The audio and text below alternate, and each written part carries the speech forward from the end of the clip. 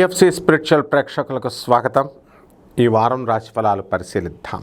ఓం అరుణాం కరుణాతరంగితాక్షిం ధృతపాశాం కుశపుష్పబాణచాపాం అణిమాదిభిరావృతాం మయూకై అహమిచ్చే విభావయే భవానీం శ్రీవిద్యాం శాంతమూర్తిం సకలసురనుతాం సర్వసంపత్ప్రదాత్రీం సకుంకుమ విలేపనామణికచుంబికస్తూరికాం సమందహసితేక్షణాం శశరజాపపాశాం కుశాం అశేషజనమోహినీ మరణమాల్యభూషోజ్వలాం జపా కుస్మభాసురాం జపవిదౌ స్మరేతంబికాం. ఓం శ్రీ బెజవాడ కనకదుర్గాదేవ్యై నమః. శ్రీ దుర్గామల్లేశ్వరాభ్యాం నమః. శ్రీ రాధాకృష్ణాభ్యాం నమః. మనకి ఈ వారంలో ఉండేటటువంటి గ్రహ స్థితిగతులు ఏ విధంగా ఉంటాయో మనం చూద్దాం. ముందుగా బుధుడు మనకి జూన్ 22వ తేదీ 2026 సంవత్సరం వరకు కూడా మిథున రాశిలో ఉంటాడు. అలాగే మరి జూలై 4 తర్వాత నుంచి శుక్రుడు సింహరాశిలోకి వచ్చేసాడు.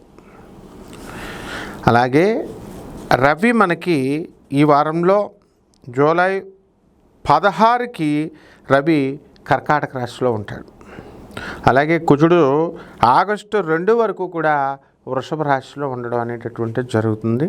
ఇక శని వక్రించి జూలై 27 నుంచి వక్రించి మీనరాశిలోకి వస్తాడు.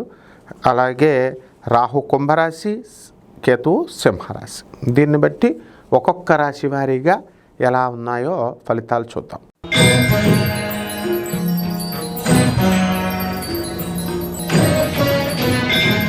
కన్యారాశి. ఈ కన్యారాశి వారందరూ కూడా భార్యాభర్తల మధ్య కొట్లాటలు చాలా ఎక్కువగా అయిపోయినాయి. శని ప్రకోపించాడు, అందువలన అపార్థాలు పెరిగినాయి. అయితే ఈ యొక్క రాహుగ్రహ ప్రభావం వలన శత్రువులందరూ కూడా మీకు మిత్రులైపోయారు. అపార్థాలు రాకుండా కొంచెం కమ్యూనికేషన్ స్కిల్స్ అనేటటువంటివి మీరు పెంచుకోవడానికి ప్రయత్నాలు చేస్తారు. ఆ విధంగా మనకి భాగ్యంలో ఉన్నటువంటి ఈ యొక్క కుజగ్రహము అనేకమైనటువంటి అద్భుతాలు మీకు క్రియేట్ చేస్తూ ఉంటుంది. ల్యాండ్లు, మీ పేరు మీద ఉన్నటువంటి ల్యాండ్లు ఏవైతే ఉన్నాయో అవన్నీ కూడా మంచి బ్రహ్మాండమైనటువంటి ధరకి మీరు అమ్మడం అనేటటువంటిది జరుగుతూ ఉంటుంది. అదేవిధంగా వ్యయంలో ఉన్నటువంటి శుక్రకేతు గ్రహాల ప్రభావం వలన మీరు విదేశాలకు వెళ్ళడానికి అవకాశాలు ఉన్నాయి. అలాగే స్త్రీల నుంచి అనేకమైనటువంటి సహాయాలు పొందడానికి అవకాశాలు ఉన్నాయి. మీ భార్య మిమ్మల్ని అర్థం చేసుకొని మిమ్మల్ని చక్కగా బ్రహ్మాండంగా చూసుకోవడం అనేటటువంటిది జరుగుతుంది. అలాగే లాభంలో ఉన్నటువంటి ఈ గురు రవి గ్రహాల ప్రభావం వలన అద్భుతాలు మీరు చేస్తారు. ప్రభుత్వం నుంచి మీకు అనేకమైనటువంటి లాభాలు కలుగుతాయి. మీ తండ్రి గారి యొక్క అనారోగ్యం పోయి అద్భుతమైనటువంటి ఆరోగ్యం ఉంటుంది.